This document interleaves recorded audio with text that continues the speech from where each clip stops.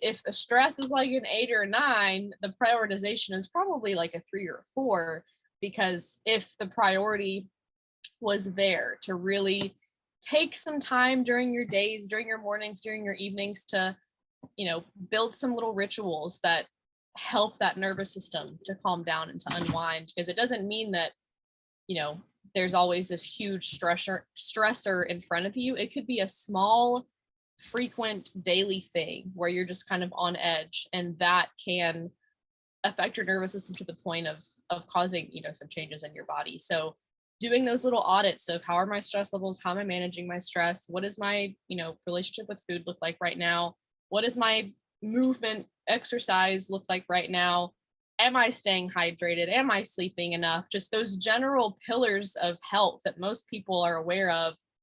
It's not just your health, those are the pillars of your hormone health as well, making sure that, we're not robots, we can't do everything perfectly all the time.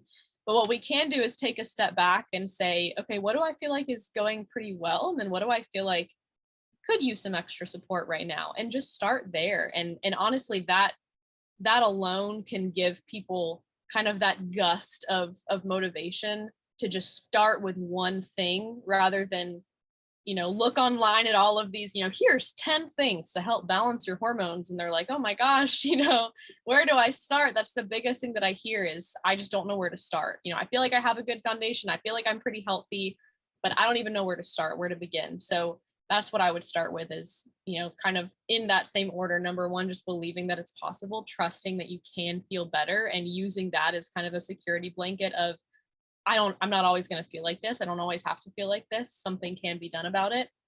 And then number two, recognizing that your body is trying to tell you something, your symptoms that are coming up is that alarm system.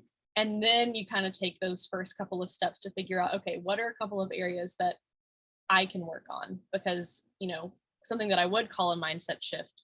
A quote that I really, really appreciate is, when you're not in control, you are in charge. So first, assessing what is in my control and what is out of my control, because there might be things that are in your life right now that there's nothing that you can do about it. There are things that probably can be done. There's some areas of your life that you are in control of, and that's what you can take action on. But those areas that are out of your control, you have to figure out how you're going to react to them, because you are in charge of that part. Nothing is really inherently an obstacle or a stressor. It's honestly how we look at it and respond to it that creates some turmoil in our body. And so it's a great first kind of approach or step to be able to look at things at face value and not feel like everything's happening to you, like all these symptoms are just happening to you, but they're happening for a reason, and there's something that you can do to kind of decode, so to speak. It doesn't have to be complicated. Like we talked about that early on. It doesn't have to feel like a chore. If you take things one step at a time and, really listen to your body and start to build that connection, some things will start moving in the right direction. Totally. And I think it's so true that when you start this journey, when you start being curious about alternatives, or when you get forced by not getting any solution to find other, alternatives, there is like this whole universe that you face, and it's like, damn, where do I even begin? And you cannot start taking action if you try to do it all at once. Like you can get a panic, like, okay, like I don't even know where to actionate. And Yep. it's so important what you mentioned, the most mental, emotional, biggest shift that we can in some way do is realizing that, like, doing that question, like, what's my next step? What's the first step that I have in my control? For Yep. example, like, I deal a lot with people that has mold, uh toxicity and mold issues at home, and that's a very, complex issue. Yep. So there's so many things involved that it's like, okay, where do I begin? And it's like, okay, let's start with the basics, let's start with sleep, Let's start with nutrition. Let's start with the little audit that you just gifted us in the minutes ago. Yeah. And I think with what we talked a while ago, it's like we don't get that all of this, how do you sleep, how's your nutrition, how much water are you eating, how much, are you prioritizing your stress and emotional management. Mhm. Probably when you go to a doctor they won't ask you that, so start that little routine with yourself of checking in and doing that little audits, and that's a huge first step to just like do in a different direction to what's normally offered. And yeah, I love that. I wanted to ask you, to be able to like transition a little bit this part. um we have talked a lot about how food was a huge game changer for you, how stress management also like in some cases have been also very important. Tell me, like, in your experience and also like in what you have seen with your clients, what are some of those alternatives beyond taking a pill that you have seen have been very helpful, and that you and yourself were helpful also? Yeah. Number one is definitely just learning to slow down, because most of us are kind of accustomed to that very fast paced hustle, always being busy. And even when we do have time to chill out or to slow down, it's scrolling on your phone or vegging out to, some TV or whatever it is, which there's nothing wrong with. But if you can figure out how to balance that with doing intentional practices to, just continue with that whole idea of calming your body down and slowing down, whether it's literally just being in stillness or taking some time for prayer, meditation, or just stretching your body, journaling, like dumping out your thoughts onto a piece of paper rather than just having them buzzing around in your head. Like all these different tactics that, I feel like the whole idea of like self-care has become a buzzword, so to speak. Like everyone's talking about self-care and how to take care of yourself and self-love. And that's great. But what does that actually look like for you? What does taking care of yourself really look like? And it might just be like 10 minutes out of your day where you're actually intentionally sitting down and doing something for yourself that is conducive to managing things like stress. And so that's one of the biggest things, is just teaching people how to slow down and be intentional with their time. And then the second thing with, you mentioned nutrition, is also finding balance with that. I talk a lot about food freedom and not being tied down to one specific dietary theory that you have to stick to. If it makes you feel good and you enjoy it, that's fine. But don't stay with it for the sake of staying with it, just because you want to be able to say that you're this or you're that and this is the type of way that you're eating. Like actually paying attention to how your body responds and what makes you feel good, and finding balance with it. I'm doing this podcast from an RV right now. We're traveling, and obviously things look different traveling versus what you can do for yourself at home. And so being able to be adaptable and not be so stuck in one way of living, especially with food, is really important, because that's also something that I think can bring more stress and anxiety than help, with like stressing out over what you're eating all the time and being really, really picky with what you're putting into your body. I think that it's amazing to be mindful of it, but not to the degree of it feeling restrictive and boxed in. I mean, I can remember several years ago when I was really diving into my health, and I'd mentioned earlier kind of overdoing it. I'd bring my own food to events and to weddings and to family get-togethers, because I would not allow myself to consume what they were consuming if it didn't fall within the guidelines that I gave myself. And at the time I thought I was doing it in the name of health, but I really wasn't living at that point. It was very, very boxed in and very restricted. And there's some people who do have to make, adjustments if you have certain intolerances and things like that, and that's totally fine. But finding some balance with it all is really, really important, and some freedom with food. And when I talk about nutrition, related to your cycle, I'm not giving you a specific meal plan. I'm not giving you a specific protocol because, again, everyone's different. So it wouldn't make sense for me to give everyone the same guidelines. But what I do give you is tools to understand why certain things are helpful. Why eating, don't just eat a sweet potato during the last half of your cycle because Grace said so. You're eating it because the beta carotene in there is really great for your progesterone levels, which are amazing for keeping your hormones in balance and regulating things like fertility, preventing things like PMS. Progesterone is really crucial for that. So here are some foods that help with those things. And if that's something that you need help with, it makes sense to eat those things. That doesn't mean that you're only doing that. Maybe you're doing it in addition to how you enjoy eating, but it's a very gentle approach and an approach that makes sense where you know why you're doing what you're doing. And I love that earlier you really emphasized that idea of why. Like, why are things happening? Why is my body doing what it's doing? Why would X, Y, and Z be helpful? And actually understanding what's going on rather than just following along with whatever you're being told or whatever you're reading, because that creates so much more sustainability as well. Like, you're going to want to do things that you understand versus just you read something about it. And it's what really creates longevity with this just becoming a new way of living.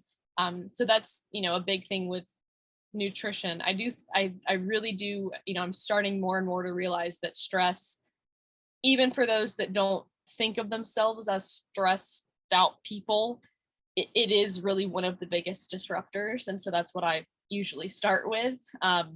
To give an example, like when I work with someone, module 3 is stress management after the first 2 being education. Module 5 is nutrition. So there's things that we need to establish, first, because I really think that they apply more generally to everyone, whereas nutrition is very individualized. And as long as you understand, what you're putting in your body and how it's helpful, and whether it's doing a little bit of your own research or following along with people that are educating about it, just kind of picking a couple of things. And, I do talk a little bit about eliminating some foods that might not be helpful for everyone, like starting with things like dairy and gluten and refined sugar, and caffeine is a really big one as well. Hate to break it to everyone, but caffeine's not the greatest thing for your hormones, especially in abundance, which, I can only speak for here in America. We drink an absurd amount of coffee every day, and it's just completely normal to guzzle coffee down to stay, functioning. So, starting there and really just, the word that I always use is experiment. I think it's really helpful to look at all of this through the lens of, I'm experimenting, I'm seeing what works, and actually listening to how my body responds. So when it comes to something like nutrition, sometimes it can be helpful to like keep a little journal, whenever you feel maybe like something come up, something digestive wise, it didn't sit well, or maybe you break out or some kind of symptom is flared up and you're working on the nutrition side of things, actually looking back and being like, okay, well, here's what I ate the last few days. Maybe there's something here that my body's not responding well to, and I can experiment with that and see how I can make it better. But that's always a great first step, and just something that's actionable is to just experiment, like see how your body responds, and then also taking action in the area of stress management too, and just being really intentional with the time that you do have to wind down. And of course, the general rules of thumb of drinking enough water, getting 8 hours of sleep, like don't take those things for granted. They're well known for a reason. We need sleep to function, and we need good quality sleep, which means staying on screens until the second you fall asleep is disruptive to your sleep, and just starting with, little pieces like that. Staying hydrated is always a huge one for everyone. Most of us are not drinking enough water. So yeah, there's so many little with, and what I always recommend is, starting with, let's say you did start with hydration. You're like, hey, I'm going to drink 2 of those, mason jars that I have of water every day. That's my goal. I'm going to start there. And you do that. And then that's your normal. You drink 1 30-ounce jar in the morning, and then throughout the day, you're sipping on another one. And that just kind of becomes your new normal. And then once you feel like that's on cruise control and that's not something that you have to think about anymore, then move on to, hey, I have 15 minutes at the end of my day after I get home and I make dinner and I put the kids down or take care of whoever for myself. What am I going to do with those 15 minutes? How can I implement some intentional things to manage my stress or whatever it is? And then once that has become kind of a routine, then you move on. And it doesn't have to be overwhelming all at once. Just trying something, set it on cruise control. Once you feel like that's just part of your life, moving on to the next thing is usually a really helpful way to start, in a way that's going to make it feel realistic. Because if it's not going to feel realistic, it's probably not going to happen long term. So you want to make sure that everything feels. Can you repeat Can you that repeat that? last part that you said? Make sure that it feels realistic, because it got just like that three last words. Yeah, it's important to make sure that it feels realistic, because if it's not realistic, it's probably not going to happen long term. And what we're here to do is create sustainability, create something that can just feel like a part of your life. And so if you make it something that works for you, you make it doable, then that's one of the best, actionable steps, is just creating, that one step at a time mentality, and having that as a priority. Totally. And I agree with that.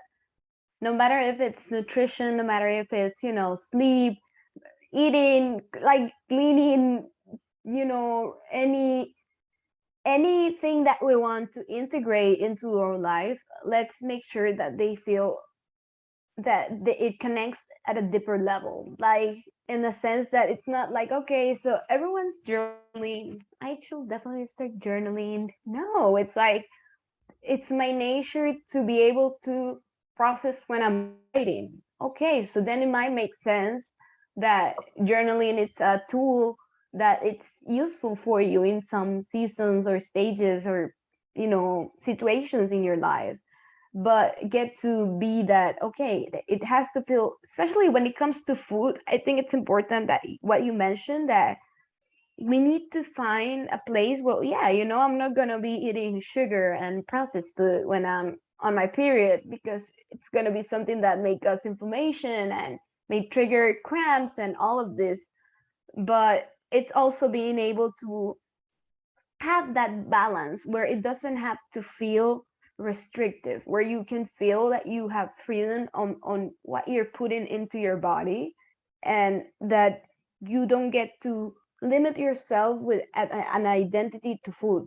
Like, I am vegan, I was vegetarian, vegan, carnivore, like I've been all of the things, and I didn't realize for a long time that I was limiting my own healing because I wasn't listening to my real, like, body trying to tell me where should I do the shifts. And it wasn't till I understood that bioindividuality that you were talking, and that it's so important that you mentioned, like, it's not only like, okay, so Grace told me that I should eat this. No, it's understanding, okay, so when I eat a carb with fats, with protein, that what happens in my blah blah blah. So it's very important to have that, and not to just take information and do stuff like in autopilot, not with anyone that you see on social media, and not with any professional that you have in front of you, because everyone that you're dealing with, it's also a human, and no human will ever have a better understanding of what your body is feeling than yourself. Um, Yeah, no, that's such an important piece too, is that, when you're going through something like this, that's why I kept saying, like, pay attention to what your body's saying. Like, if you need to write it down in a journal, like, write it down, because you are, you're going to be the best detective for your own body, that, anyone else can't get that same inside scoop that you can. Like, you really are the only one that knows how you're feeling. And yes, you can get, even myself as a coach, in the realm of hormone health, I'll always say, yes, I can provide tools and I can provide support and I can provide accountability. But at the end of the day, you are the one that got X, Y, and Z result because of what you put in and because of what you figured out. And that's such an empowering thing to know, is that, yeah, I can get support, I can get help if I need help, but at the end of the day, I'm responsible for my own body and my own healing. And in the beginning, people can be a little intimidated by that sometimes, I think, but when they're on the other side of it and they're like, I did that, like that was me, and I took action and I figured it out. Like, yes, I got help, but that again creates that longevity because no one's going to do it for you. And so if you can start to figure out how to do it for yourself, you're always going to be, in your own body. You're always going to be present to be able to give yourself that kind of support. So it's a really, really, a really great tool I'm glad that you said that, because it is, you're your own cheerleader and your own support system too. And, don't be afraid to reach out for help if you feel like you need it, but knowing that at the end of the day, you can make that change. It's just finding those stepping stones. It's important. Yes, and I think it's so important to know when we need guidance, when we need help, because that's key. I believe in coaching, I do coaching, and I know the power that's behind how I know it. And it's also important to know, because it's like you can have the best coach, the best doctor, the best human mentor available for what you are trying to improve or solve.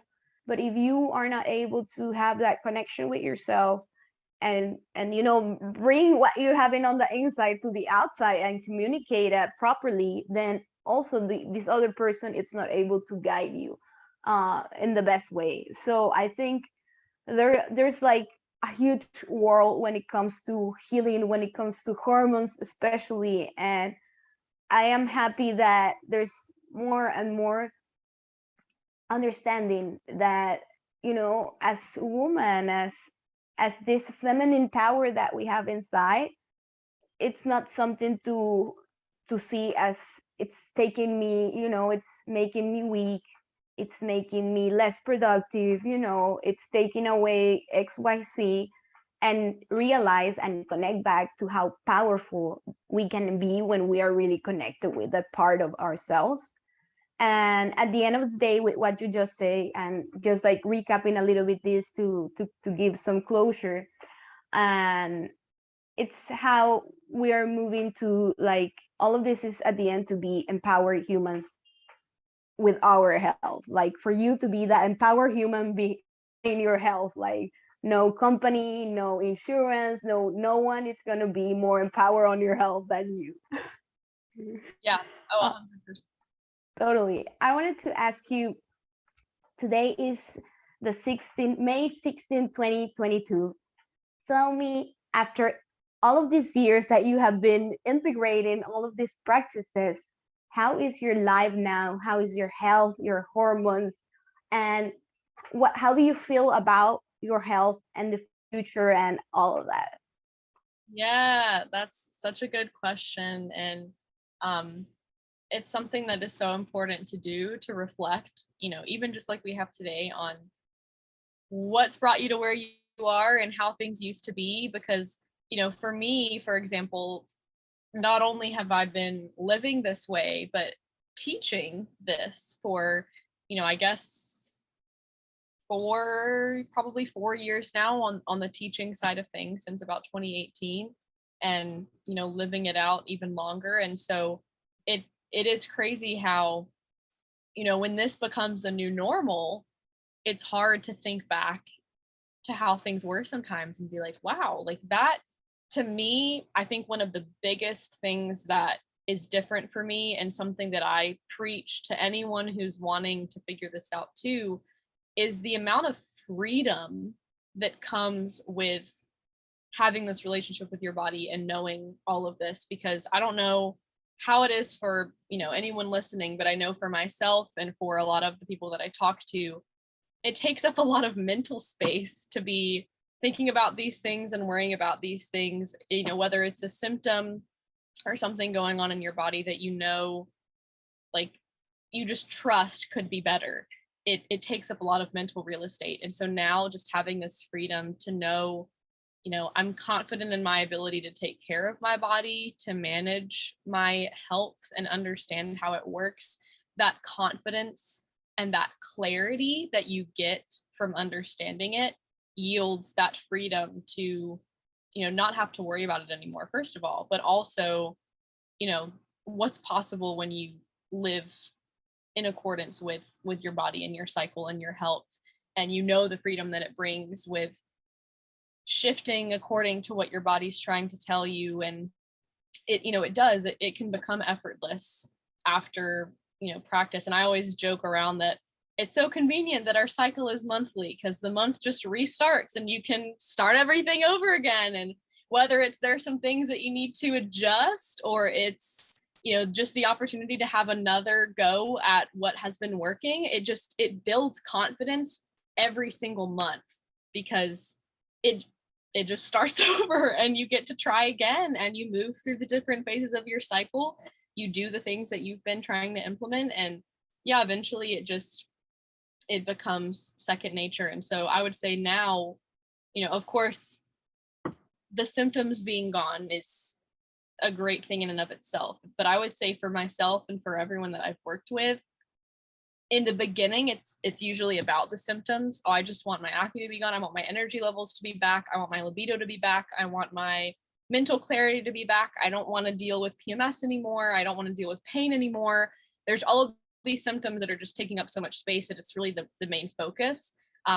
So of course, those things being gone brings so much joy and so much opportunity, obviously, to live your life as the best version of yourself.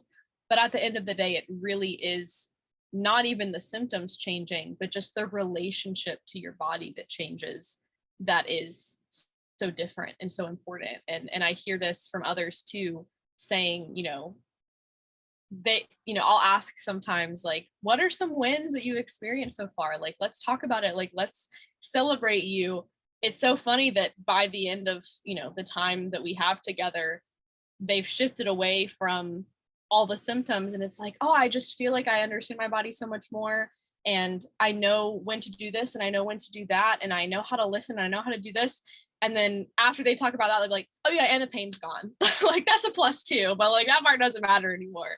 So it's just, yeah, it's such an exciting thing to be able to have that connection to your body, because, you know, it's what you live in every single day. So it's, you know, it's the best thing to be able to have that good relationship with it and feel like you are able to show up as the best version of you every single day.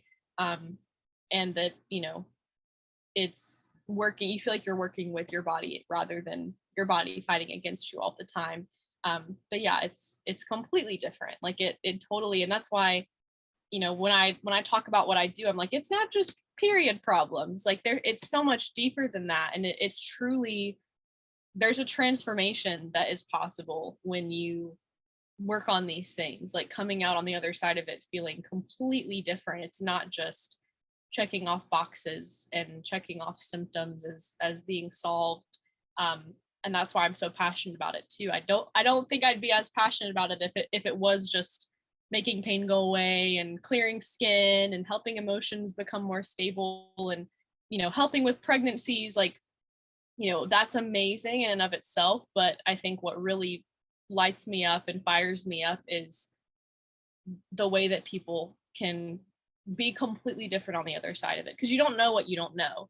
But then once you do know, it's like you could never be that person again. Like you could never think about, see the world, see yourself through that lens again once you actually have the resources and the knowledge to, you know, view that through. Yes, it's like once you see it, you cannot unsee it. Like once you know it, you cannot go back. I love it. And I think it's so, like, everything that you have just said, it's so perfect. I think there's no much more that I can add on. And it's powerful to see the capability that our body have to heal.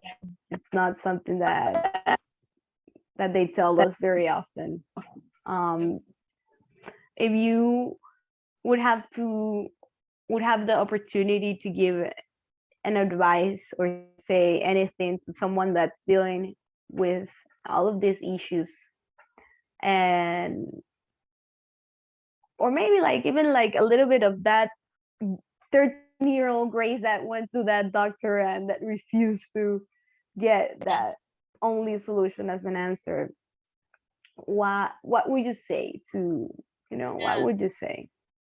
Yeah, I would first of all just kind of echo what I've already said of just, like hang in there, you can feel better. It can change. I know that it's frustrating right now.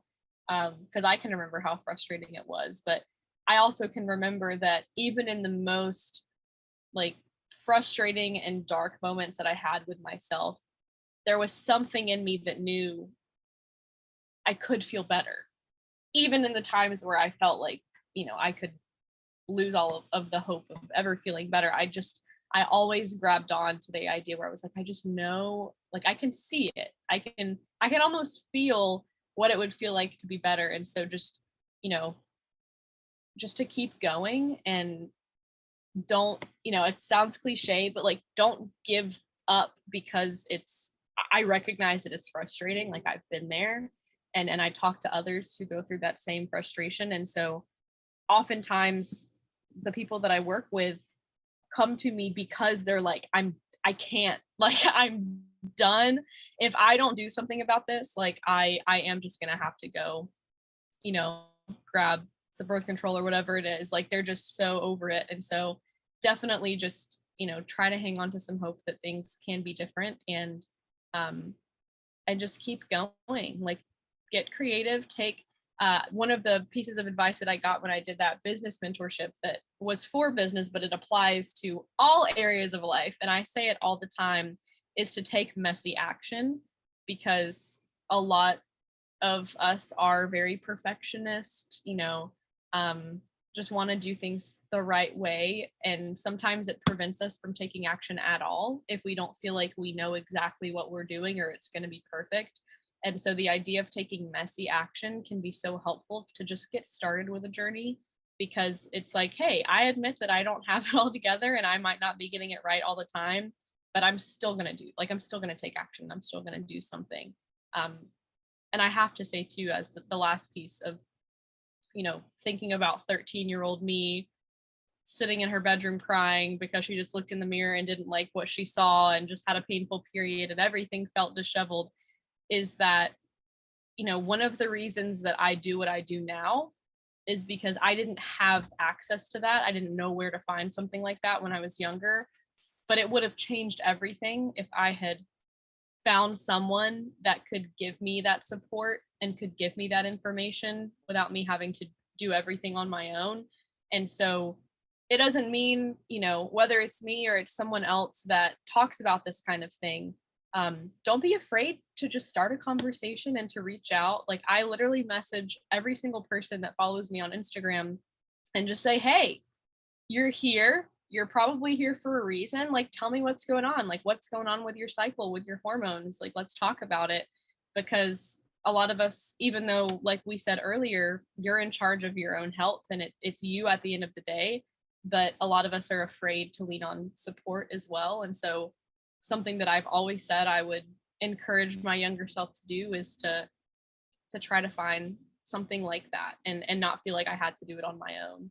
Um, and so yeah, that's truly one of the reasons why I'm here, is to make it easier and make it more accessible than it was for me back then.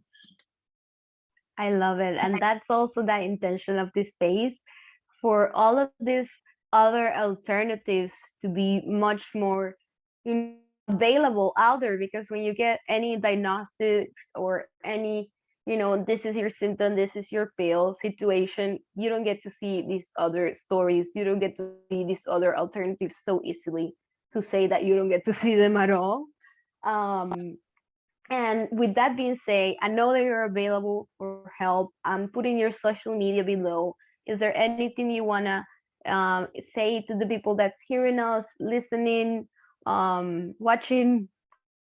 Yeah, for sure. If you're watching, I feel like you can slowly see me just like getting hotter because I'm in an RV right now and like my face is getting all I've just been looking at myself like, oh my gosh, the AC is just not doing the best job. But anyway, I would say that the number one, like I just said, do not be afraid to reach out. If you don't, it's okay, because if you follow me, I will reach out to you and I will make sure that you're good and that you don't need any help, because some people just might be having not really be having any symptoms, but just knowing this kind of information can still be so helpful. So whether you're someone who feels like you have a pretty good head on your shoulders when it comes to your hormones and your cycle, but you just want to learn more, it's a great place to do so. I, do trainings and, little workshops on Instagram and things like that. But then of course, if you are really struggling, definitely checking things out and seeing what could be possible for you. But I'd say Instagram is probably the best place to reach me. I'm on there the most. Facebook, I'm on as well. They're both Grace Rash. And everything to get in contact with me and check out, testimonials and other people that have gone through a process like this, you can find on there. But just don't be shy, don't be afraid to say hello, and let me know that you came from the podcast and what interested you the most, and we can start a conversation from there. I love it. I love it. And thank you again for your time, for everything that you have shared today with us, and especially with being an example with everyone that's hearing or watching us, that healing is possible, that you can do much more than just taking a pill or accepting a symptom or a disease or anything as your destiny, that we truly deserve to live on that state of health, of abundance, of energy, and all of the goodies. And you're that example that it's possible for the body to heal. And yeah, thank you again for being here, and everyone listening today, thank you for your time, for connecting, and we'll see you in the next one.